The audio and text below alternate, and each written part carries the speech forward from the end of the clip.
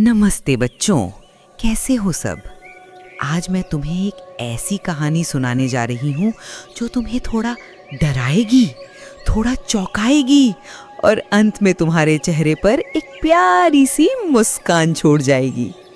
तो अपनी आंखें बंद करो, अगर तुम हिम्मत कर सको तो कान खोल लो और चलो मेरे साथ एक छोटी सी गांव में, जहाँ घने जंगल थे और उन्हीं जंगलों के बीच छिपी थी एक रहस्यमयी गुफा। गांव के लोग उस गुफा का नाम सुनते ही सिहर उठते थे। जो गया वो कभी वापस नहीं आया। ऐसी बातें गांव में चारों तरफ फैली हुई थीं। बड़े बूढ़े बच्चों को उस गुफा के पास जाने से साफ मना करते थे। पर हमारे गांव में एक बच्चा था, नाम था बंटी। ये बंटी बड़ा ही हिम्मत वाला और साहसी था। उसे रहस्यमयी कहानियों से बड़ा प्यार था। उसका मन हमेशा यही सोचता रहता था, आखिर उस गुफा के अंदर है क्या। एक दिन स्कूल की छुट्टी हुई। सूरज ढलने लगा था और पेड़ों की परछाइयाँ लंबी हो रही थीं। बंटी ने अपने दोस्त चिंटू को बुलाया। चिंटू थोड़ा डरपोक था, लेकिन बंटी का पक्का दोस्त। चलना चिंटू, आज उस गुफा के करीब चल के देखते हैं। बस दूर से ही, वादा रहा, एक झलक देखेंगे और तुरंत वापस आ जाएंगे।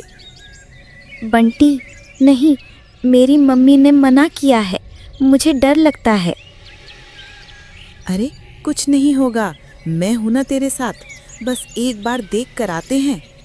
और बंटी की आंखों में एक ऐसी चमक थी, एक ऐसी जिद थी कि चिंटू उसकी बात टाल ही नहीं पाया। दोनों दबे पांव, किसी से नजरें चुराते हुए चुपचाप जंगल की उस ओर बढ़ चले, जहां घना अंधेरा होने लगा था और अजीब सी चुप्पी पसरी हुई थी, जैसे पूरा जंगल अपनी सांसें रोककर इन दोनों बच्चों की हर आहट सुन रहा हो। जैसे ही वे गुफा के मुहाने पर पहुंचे बच्चों, उन्हें अंदर से एक हल्की सी गुनगुनाती हुई आवाज सुनाई दी। ऐसी आवाज जैसे कोई बहुत धीरे धीरे कोई मीठी धुन गुनगुना रहा हो। चिंटू डर से थरथराते हुए आवाज लड़खड़ाती हुई, बंटी बंटी, चल चल वापस चलते हैं, ये आवाज तो किसी भूत की लग रही है, मुझे बहुत डर लग रहा है। चुप, सुन, ये आवाज तो डरावनी नहीं है, ये तो कुछ जादू भरी लग रही है। मैंने ऐसी आवाज पहले कभी नहीं सुनी। बंटी ने हिम्मत करके एक कदम आगे बढ़ाया और देखा कि गुफा के अंदर से रंग बिरंगी चमकती हुई रोशनी बाहर आ रही थी। ये रोशनी अंधेरे में भी रास्ता दिखा रही थी और इतनी मोहक थी कि चिंटू का डर भी थोड़ा कम हो गया। वे दोनों एक दूसरे का हाथ पकड़े धीरे धीरे गुफा के अंदर घुसते चले गए और जैसे ही वे अंदर पहुंचे, ओह माय गॉड बच्चों, अंदर का नज़ारा देखकर उनकी आंखें फटी की फटी रह गईं। वहाँ न कोई भूत था, न कोई भयानक दानव और ना ही कोई डरावनी चीज़। गुफा के बीचों बीच एक बड़ी सी गोलाकार स्क्रीन लगी थी, जिस पर जंगल के प्यारे प्यारे जानवरों के कार्टून चल रहे थे।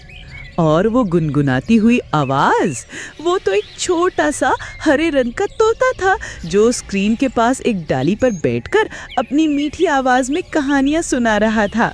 गुफा की दीवारें रंग बिरंगे चित्रों से सजी थीं और हवा में फूलों की हल्की हल्की खुशबू फैली हुई थी। नीचे मुलायम घास बिछी थी, जहाँ कुछ और बच्चे पहले से ही बैठकर बड़े मज़े से कहानी का लुत्फ़ उठा रहे थे। और देखो बच्चों, दरअसल ये सब किसी भूत प्रेत का काम नहीं था, बल्कि गांव के एक बहुत ही प्यारे और बुद्धिमान बूढ़े वैज्ञानिक चाचा का कमाल था। उनका नाम था प्रोफेसर खोजीलाल। बच्चों, डर अक्सर हमारे मन का वहम होता है।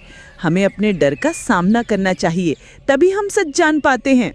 उन्होंने बच्चों के डर को दूर करने और उन्हें प्रकृति के करीब लाने के लिए ही ये रहस्यमयी गुफा बनाई थी। गुफा में लगा एक बड़ा सा सौर ऊर्जा का पैनल दिन भर सूरज की रोशनी से चार्ज होता और जैसे ही शाम होती ये जादुई दुनिया जगमगा उठती, बच्चों के लिए मनोरंजन और ज्ञान का एक अनोखा केंद्र बन जाती।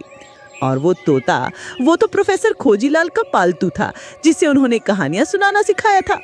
बंटी और चिंटू की आंखें खुशी से चमक उठी।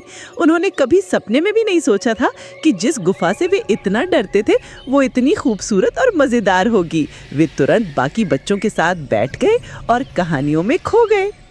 जब कहानियां खत्म हुई तो प्रोफेसर खोजीलाल खुद वहां आए और उन्होंने बच्चों को समझाया।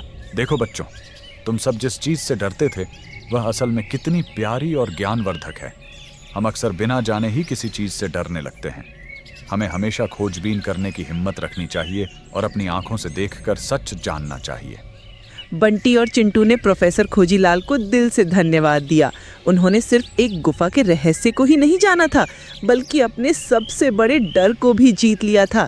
वे खुशी खुशी वापस भागे और पूरे गांव में ये खुशखबरी सुनाई। अब गांव का कोई भी बच्चा उस गुफा से नहीं डरता था, बल्कि हर शाम उस रहस्यमय गुफा में प्रोफेसर खोजीलाल और तोते मियाँ की कहानियाँ सुनने के लिए उत्सुक रहता था। तो बच्चों, ये कहानी हमें क्या सिखाती है? ये कहानी हमें सिखाती है कि डर अक्सर हमारी कल्पनाओं में ही होता है। हमें बिना परखे, बिना जाने किसी भी चीज़ से नहीं डरना चाहिए। जब हम हिम्मत करके अपने डर का सामना करते हैं और सच जानने की कोशिश करते हैं तो अक्सर हमें कुछ ऐसा मिलता है जो हमारी सोच से भी बेहतर और अद्भुत होता है। इसलिए अपने डर का सामना करो, सच्चाई को खोजो और जीवन के अनसुने रहस्यों को जानने की हिम्मत रखो। क्या तुम्हें ये कहानी पसंद आई? अब तुम किस डर का सामना करने वाले हो? मुझे ज़रूर बताना। तो बच्चों, कैसी लगी ये कहानी? उम्मीद है आपको इसमें मज़ा आया होगा और आपने कुछ नया भी सीखा होगा। कहानियाँ कभी खत्म नहीं होती और ना ही जादू। अगर आपको ये कहानी पसंद आई तो हमारे वंडरवीव परिवार में शामिल हों। अभी सब्सक्राइब करें और उस घंटी के आइकॉन को दबाएं ताकि आप कोई नई कहानी मिस ना करें।